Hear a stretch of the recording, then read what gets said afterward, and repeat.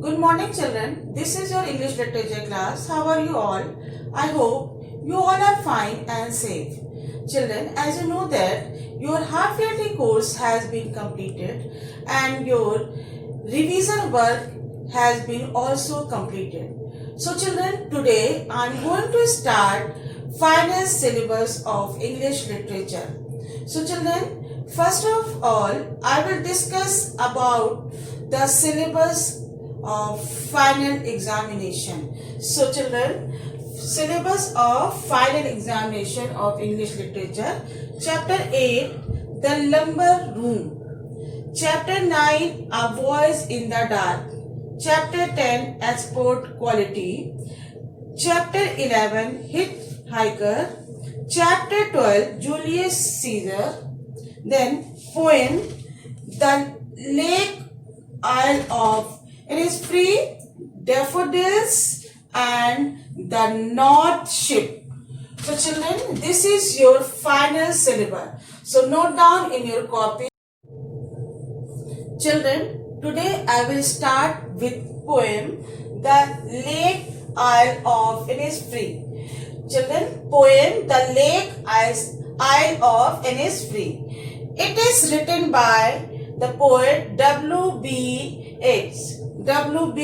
Yeats. So children, first of all, before starting this poem, I will discuss about the poet W.B. Yeats. So, the full name of W.B. Yeats was William Butler Yeats. He was born near Dublin in Ireland. He was educated in London and returned to Ireland in 1880. Soon afterwards, he began his writing career, and many years later, in 1923, he received the Nobel Prize for Literature. Yeats was a believer in magic, and much of his work is mystical. It has a dream-like quality.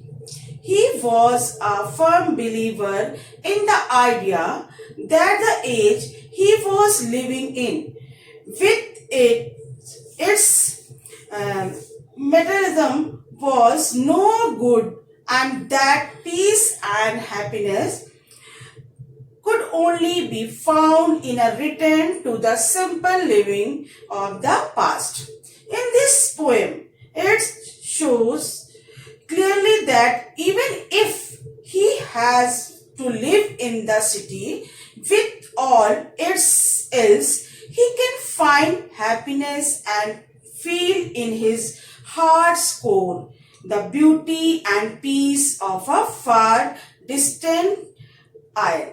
This is one of the best known of its poems. It was written in 1893. Innisfree was an actual place in Ireland, and it had spent some time at this beautiful spot. The poet was attracted to the place for the reasons he gives in the poem. It is peaceful, it is quiet, and it is surrounded by nature. So children, I hope you all have understood about the poet W.B. Yeats. So children, now I will discuss about the summary of the poem The Lake Isle of Innisfree. So children, I will discuss about the summary. The poem The Lake Isle of Innisfree. This poem is a lyric. It is a musical poem. It explores the poet's longing for the peace and tranquility of Innisfree, a place where he spent a lot of time as a boy. Children, Innisfree is the name of a place.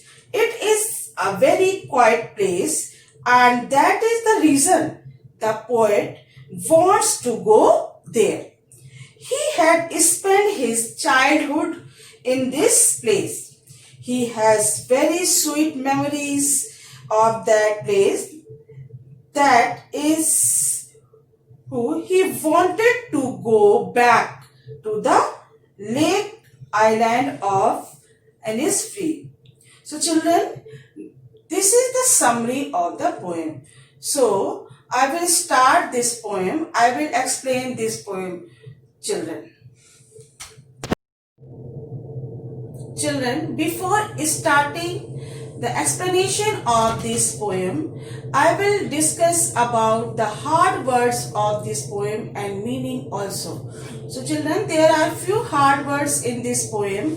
The Lake Isle of Innisfree. First, children, first hard word is arise. Children, arise. Arise means stand up. Next, cabin. Cabin means room. Next, Innisfree. Innisfree means the name of a place. Next, children, wattles. Wattles means twisted sticks for making fences or walls. Next, glade. Glade means clearing open space. Next, lapping. Lapping means moving in gentle waves. Next, children, glade. Glade means clearing open space.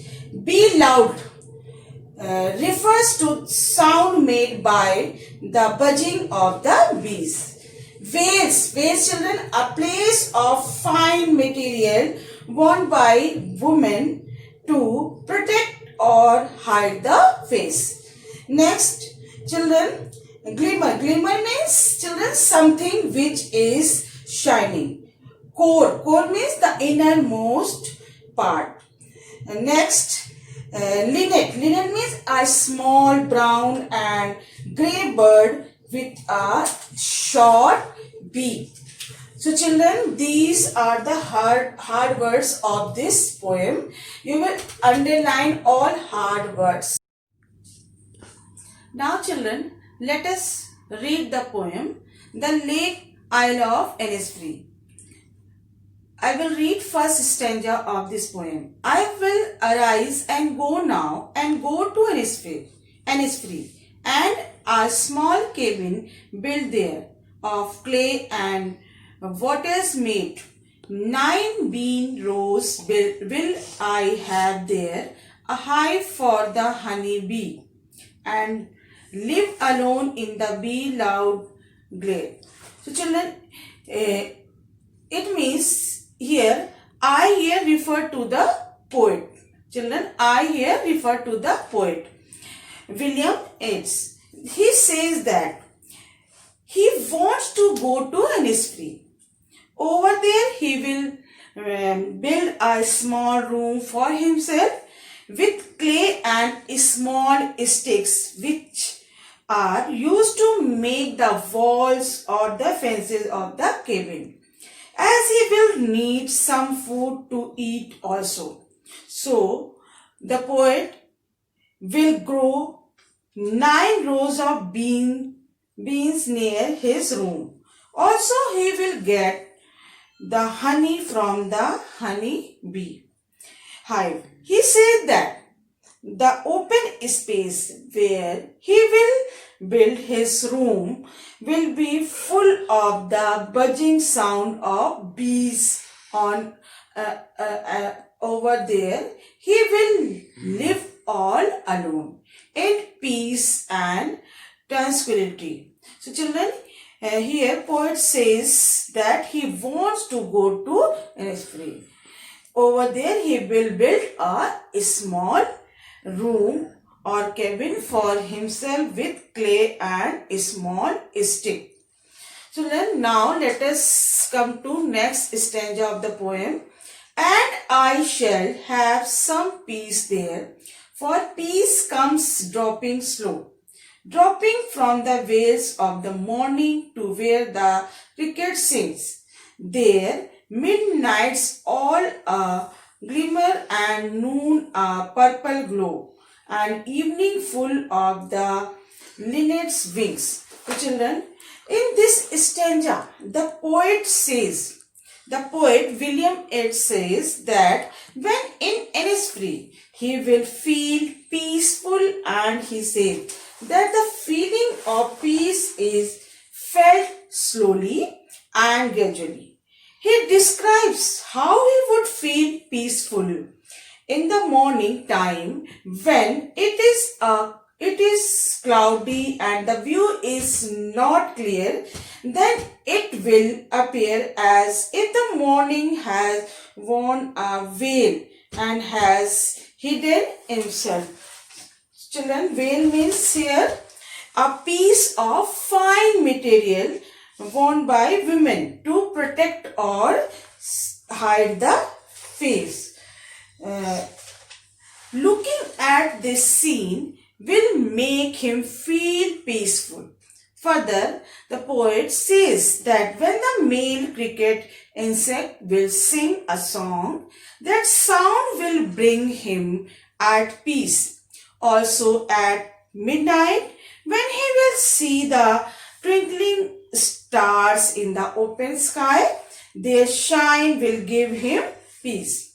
In the afternoon, when the sunlight will give a purplish glow, it will also give him peace. During the evening, when he will see the linnet bird flying in the sky, then also he will feel peaceful. Children, linnet means a small brown and grey bird which are small or short bee. So children, let us come to last stanza of the poem. I will arise and go now, for always night and day. I hear lake water lapping with low sounds by the shore. While I stand on the roadway or on the pavement's grave, I hear it in the deep heart's core. So children, in this stanza, the poet says that now he will stand up and go to Innisfree because all the time the sound of the lake waters striking the shore repeats in his mind. This sound attracts him towards the lake, whatever he is either standing on the roadway or on the grey colored pavements. He hears the sound deep in the innermost part of his heart. So children, in this poem, the poem spent a lot of time in Innisfree. So he want to go to Innisfree. So children, as you know that Innisfree is the name of a place. So children, I hope you all have understood this poem very well. Children, learn all hard words and meaning and summary of the poem. Thank you, students. Have a nice day.